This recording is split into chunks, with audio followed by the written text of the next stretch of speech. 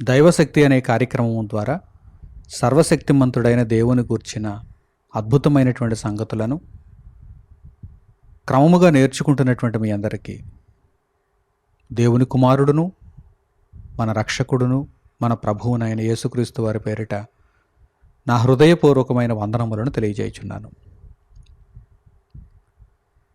దేవుని కార్యములు ఎంతో అద్భుతమైనవి, మనము గ్రహించలేనివి అని పరిశుద్ధ గ్రంథంలో తెలియజేయబడింది. నేటికి కూడా దేవుడు కలిగించిన సృష్టి మన చుట్టూనే ఉన్న దీనిని దేవుడు ఎలా కలిగించాడు అని తెలుసుకోవటంలో ప్రతి ఒక్కరూ కూడా విఫలమయ్యారు. ఎందుకంటే ఆయన ఉన్నతమైనటువంటి శక్తి చేత, అమోఘమైనటువంటి తెలివి చేత, అపారమైనటువంటి జ్ఞాన సంపత్తి చేత ఈ సర్వసృష్టిని ఆయన తయారు చేశాడు. ఆయన సృష్టి కార్యములను మనము వివేచించలేము. ఆయన సృష్టి కార్యముల వెనుక ఉన్నటువంటి రహస్యాన్ని మనము ఛేదించలేము. ఎందుకంటే ఆయన మహాదేవుడు. పరిశుద్ధ గ్రంథంలో వ్రాయబడినటువంటి చక్కని వాక్య భాగాన్ని ఇప్పుడు మీరు చూడండి. యోబు గ్రంథము 37వ అధ్యాయము 5వ వాక్యం. యోబు గ్రంథము 37వ అధ్యాయము 5వ వాక్యం. దేవుడు ఆశ్చర్యముగా ఉరుముధ్వని చేయును. ఒకానొక సంగతిని గూర్చి ఇక్కడ గ్రంథకర్త మనకు పరిచయం చేస్తున్నాడు. అదేమిటంటే ఉరుముధ్వని. ఈ ఉరుముధ్వని పెళ్ళున మనకు వినిపిస్తుంది. అది ఎక్కడో సుదూరంలో మేఘముల మధ్య జరిగినటువంటి ఘర్షణ, ఆ రాపిడి, దాని వలన పుట్టినటువంటి మెరుపు, దాని వలన పుట్టినటువంటి ఉరుము శబ్దము, అది ఎంత గంభీరంగా ఉంటుంది మీరు ఆలోచన చేయండి. దేవుడు ఆశ్చర్యముగా ఉరుముధ్వని చేయును. దేవుడు ఆశ్చర్యముగా ఉరుముధ్వని చేయును. తర్వాత మనము గ్రహింపలేని గొప్ప కార్యములను ఆయన చేయును. ఎవరైనా గ్రహించగలరా దేవుడు ఈ సృష్టిని ఎలా చేశాడు? ఆ రహస్యం తెలిస్తే మేము కూడా సృష్టిని చేయొచ్చు కదా అని ఒకవేళ ఎవరైనా ప్రయత్నించాలి అనుకుంటే విఫలమైపోతారు. ఎందుకంటే మనము గ్రహింపలేని, మన మెదడుకు అందదది, మన ఆలోచనకు అందదది, మనము గ్రహింపలేని గొప్ప కార్యములను ఆయన చేయును. ఆయన చేసిన సృష్టి అయినా, నేటికి నడిపిస్తున్నటువంటి విధానమైన అది మనకు అంతు చిక్కదు.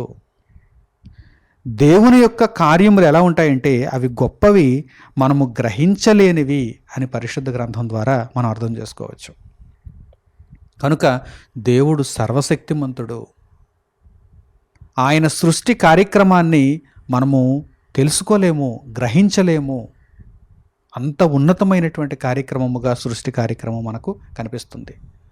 ఆయన ప్రతి కార్యము కూడా అద్భుతమైనదే, అద్భుతమైనదే, మనము గ్రహించలేనంత గొప్పదే.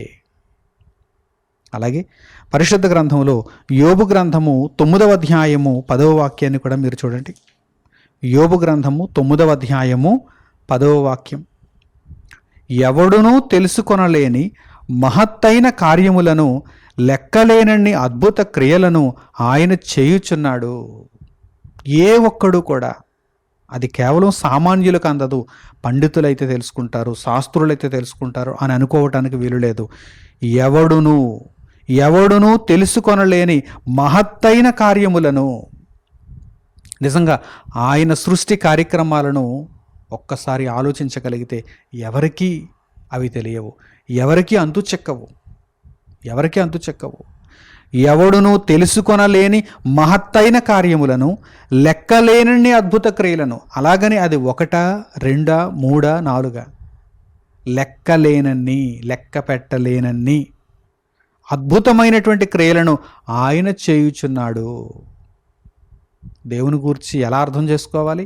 ఇదిగో ఇటువంటి మాటల ద్వారా మనం అర్థం చేసుకోవాలి. దేవుడు ఎంత ఉన్నతుడో, దేవుడు ఎంత సర్వశక్తిమంతుడో మనము ఈ మాటల ద్వారా అర్థం చేసుకోవాలి.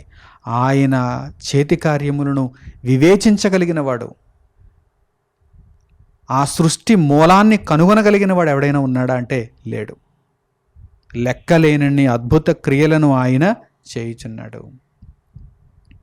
అంత గొప్పవాడు తండ్రి, అంత మహోన్నతుడు దేవుడు. కనుక ఆయనకు మనం లోబడుతున్నామా లేదా? ఆయన మాటలను మనం అనుసరిస్తున్నామా లేదా? ఆయనకు భయభక్తులను మనం చూపిస్తున్నామా లేదా అనేది ఇక్కడ ప్రశ్న. దేవుడు ఎంత గొప్పవాడని మనకు అర్థమైన తర్వాత ఇక మరో మాట లేకుండా ఆయనకు లోబడిపోవాలి, ఆయనకు విధేయతను చూపించాలి, ఆయన ఇష్టానుసారంగా మనం జీవించాలి. అలా కాకుండా ఏదో దేవుడు మనతో సమానం అన్నట్టుగా ఆయన మాటలను ఎదిరించి బ్రతకడం దేనికి? అలా ఎదిరించి బ్రతికి నిత్య నాశనానికి వెళ్ళిపోవడం దేనికి? ఆయన చాలా గొప్పవాడు. ఆయన యొక్క కార్యములను ఎవరూ కూడా తెలుసుకోలేరు. మహత్తైనటువంటి కార్యములను ఆయన జరిగించాడు, జరిగిస్తూనే ఉన్నాడు. అలాగే లెక్కలేనన్ని అద్భుతాలను ఆయన జరిగించాడు. అలాగే యోబు గ్రంథములో 5వ అధ్యాయము 9వ వాక్యాన్ని కూడా మీరు చూడండి. యోబు గ్రంథము 5వ అధ్యాయము 9వ వాక్యం, ఆయన పరిశోధింపజాలని మహాకార్యములను. ఏమంటే ఎవరైనా పరిశోధించగలరా? దేవుడు ఈ సృష్టిని ఎలా తయారు చేశాడు, దానికి మూలమేమిటి, దీనికి ఆయువు పట్టేమిటి, అది తెలుసుకుంటే వీరు కూడా సృష్టి చేసేయచ్చు కదా. కానీ ఎవ్వరూ కూడా పరిశోధించలేరు. చూడండి, పరిశోధించకుండా ఆయన బంధించేశాడండి, లాక్ చేసేసాడు. ఆ సూత్రాన్ని లాక్ చేసేసాడు ఆయన. ఎవ్వరికీ తెలియదు అది. అంత గొప్పవాడు తండ్రి. ఆయన పరిశోధింపజాలని మహాకార్యములను, లెక్కలేనన్ని అద్భుత క్రియలను చేయువాడు. ఎవరు కూడా పరిశోధించలేరు. ఈ భూమి మీద చాలామంది శాస్త్రవేత్తలు ఉన్నారు కదా, ఎన్నో పరిశోధనా సంస్థలు ఉన్నాయి కదా. దేవుని సృష్టిని ఆలోచించడానికి, పరిశోధించటానికి, ఆ మూలాన్ని తెలుసుకోవటానికి ఎవరైనా ప్రయత్నించారా? ప్రయత్నించి సఫలీకృతం అయ్యారంటే లేదు. ప్రయత్నించిన సఫలీకృతులు కాలేరు. ఎందుకంటే ఆయన సర్వశక్తిమంతుడు, ఆయన మహోన్నతుడు, ఆయన మహోన్నతుడు. ఆయనను గూర్చినటువంటి ఈ అద్భుతమైనటువంటి లక్షణాలు మనకు ఎక్కడ కనిపిస్తున్నాయి? పరిశుద్ధ గ్రంథంలో కనిపిస్తున్నాయి. పరిశుద్ధ గ్రంథంలో ఉంది ఆయనను గూర్చినటువంటి వివరము. లెక్కలేనన్ని అద్భుత క్రియలను ఆయన చేయువాడు.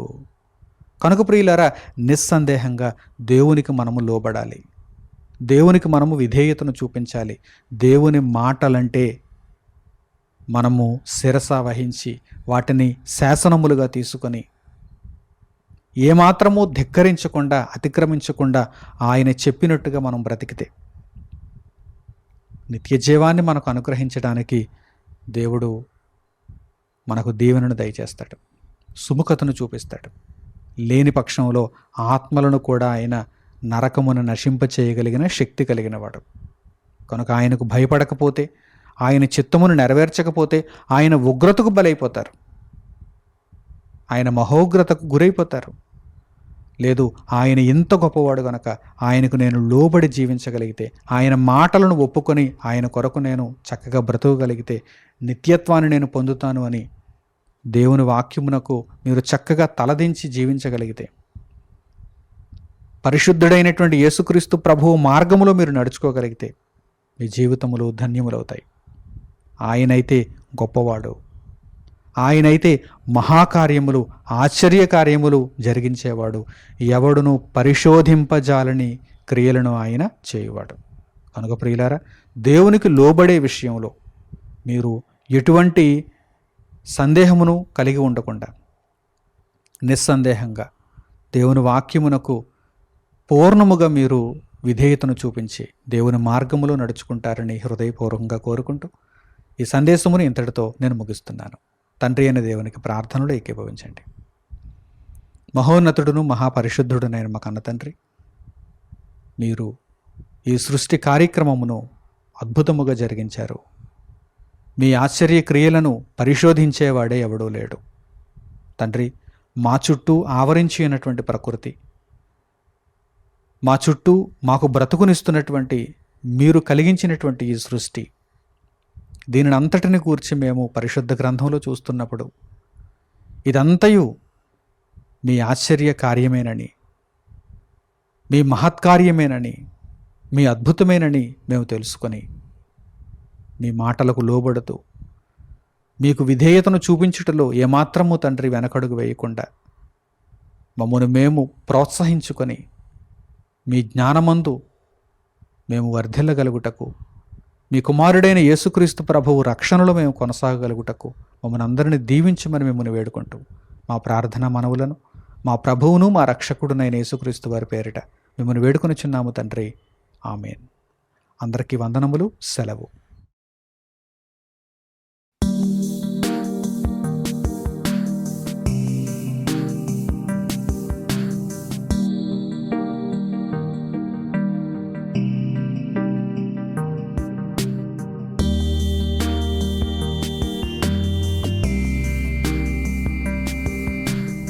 సహోదరులు మణికుమార్ గారు ప్రసంగించిన ఎన్నో ఆత్మ సంబంధమైన సంగతులను ఉచితంగా వీక్షించుటకు మా యూట్యూబ్ ఛానల్స్ను తప్పక దర్శించండి. మా సమాచారమును ఎప్పటికప్పుడు తెలుసుకొని ఆత్మీయ అభివృద్ధిని అందవలనంటే మా యూట్యూబ్ ఛానల్స్ను సబ్స్క్రైబ్ చేసుకోండి. సత్వర నోటిఫికేషన్ కొరకు సబ్స్క్రైబ్ బటన్ ప్రక్కన ఉన్న బెల్ సింబల్ను క్లిక్ చేయండి. మరిన్ని వివరాలకు మీరు సంప్రదించవలసిన మా ఫోన్ నంబర్స్ 8978414178 మరియు 8333927666. ధన్యవాదములు.